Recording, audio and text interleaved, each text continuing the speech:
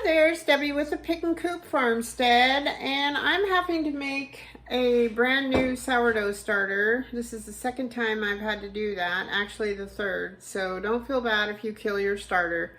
I did that when I went to Idaho. I should have fed it right before I left, and I totally forgot. I was so busy checking off my pack list and things to do, I totally forgot about it. Regardless, I killed my starter. And I'm missing my sourdough bread, something fierce. So I have tried several different ones, and the one that works for me, I've done it twice now, is by Mary Grace Breads. And I'm going to put a link to her page. She has a YouTube page. I followed her on YouTube. But I looked for her video on how to make the starter. I couldn't make it, or I couldn't find it. So I did find it. She does, I think there is, blah, blah, blah. Anyways, I will link it on there so you can go follow her. Super, super sweet gal. She uses water, flour, like most people do, but she puts a little bit of raw honey in there because honey, along with the flour, has a little bit of yeast, natural yeast in it. So it gives it a little extra oomph, and I've done it twice now and it works every time. So come along with me and we'll make some starter. Okay, so what you're gonna need here is, obviously you're gonna need some flour, honey, a jar. I use a scale because nothing that she does is in measurements. And I have it set to grams, which I wanna make sure it's on there. Yes, it's on, or is it on ounces? Wait a minute. It's hard to read. Oh, it is on ounces, so I need to change that. There we go. It needs to be on grams. Got your jar. Put your jar out there first before you turn it on. That way it won't count your jar as weight. Okay, so here we go. I'm going to put 50 grams of flour. Oh, we're almost there. We're at 43. If you go 1 or 2 grams over, under, it's okay.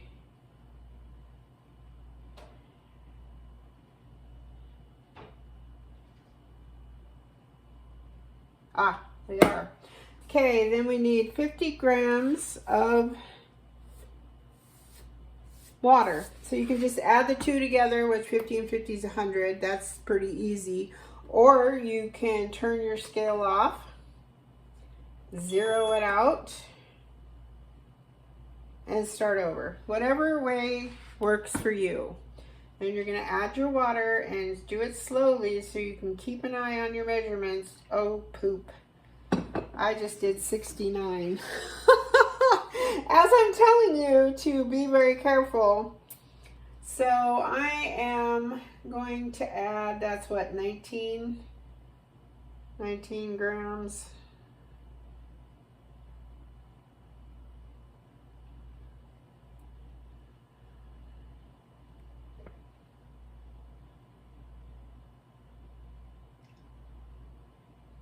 That's exactly, okay, got it. Then what you're going to do, you can take it off the scale, turn your scale off, and then I got this handy little dude, and don't come at me for this. I did a Temu order, my first and only Temu order, and I got a cool set of these. I've been wanting them for a long time. It has this and all kinds of spatulas in there with it. It works great for this and my mayonnaise. That way my daughter, this is my excuse, my daughter got some stuff for free. So yeah, so I did that. So next you're going to do is you're going to take your knife, whatever you've got. Usually she says she uses a big butter knife. And then you're going to dip it in your honey. I'm going to stir my honey around.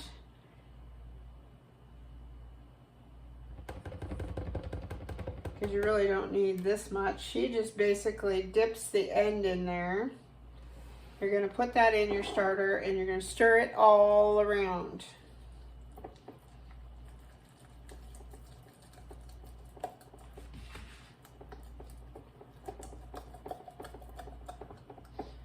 So what the honey does, which I mentioned before, honey has its own form of natural yeast in it.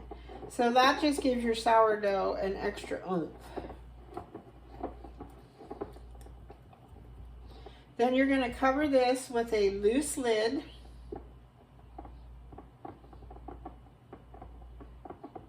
There we go. Cover this with a loose lid. You can use cloth with a rubber band. You can use a mason jar lid. The plastic mason jar lids, just don't crank them down tight. It needs airflow in there. So what I'm going to do, like I always do with all my stuff, you can see my little vintage napkins with a rubber band. I'm going to do that. So hold on a second. Okay, so then you just put your rubber band over the top. There we go.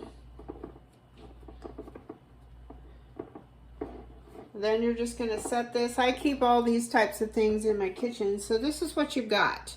50 grams of water, 50 grams of starter. I just use a pint jar. This is plenty of room for what we're going to need it for.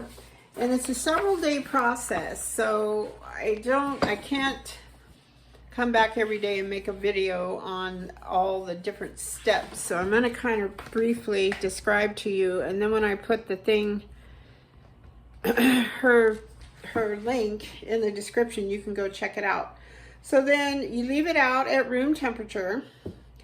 Day 2, give the flour and water mixture a stir. Day 3, you add another 50 grams of flour and 50 grams of water and 1/4 teaspoon of honey. She says this is optional. Both times when I made my starter, I did it because I just wanted to make sure it worked. So 1/4 teaspoon is really small. And you add that to your jar, and then you're going to stir that up. Then she says on day 4 to discard about half of the starter, and then you're going to add another 50 of water, 50 of flour, and you can also add another 1/4 teaspoon of honey, which I did. She says it's optional. Then day 5 to 10, it says on about day 5, you can stop adding the honey. Keep discarding about half of the mixture and then add 50 grams of flour, 50 grams of water each day. By day 10, your starter should be very bubbly 4 to 6 hours after you feed it. And then you can use it however you want to make bread, tortillas, whatever you want. So, and it works. It works absolutely good. So if you do it this time of the year in the summer, your kitchen's going to be warm, especially mine. There's no air conditioning or anything in here. And then just, it's kind of labor intensive, but not really. You just have to remember to do this every day. Set a reminder in your phone. That's what I have to do because I have so many things going on between my kombucha and when to fertilize my garden, and now I've got to check my sauerkraut, and then I've got my fermenting pickles, and then I have some things in a dark cupboard. I've got some shampoo going up there, and then I've got down in the lower cupboard, I've got some tinctures going on. So once you get in the habit of it, it's not a big deal, but when you're an old fart like me and you have all these things going on, I have to put reminders in my phone, and I'm a list girl, so whatever works for you. But anyways, I'm telling you, and she has all kinds of wonderful recipes on her YouTube channel, and it's amazing. She is wonderful. She's a good teacher, and her stuff works great. So give her a follow and check her out. Thanks a lot. I hope the sun is shining where you are. I hope if you haven't never made sourdough starter before, this gives you the courage to do it, because it's super easy, super simple steps, but it does take 1 to 10 days. In the summertime, I highly doubt it would take that long unless you keep your air conditioner cranked down in your house really low, but I think it'll bubble up a lot faster for you. So once I get it ready to bake with, I'll put a picture up and show you what it looks like. All right, thanks a lot for following. I hope you all have a good day. Bye-bye.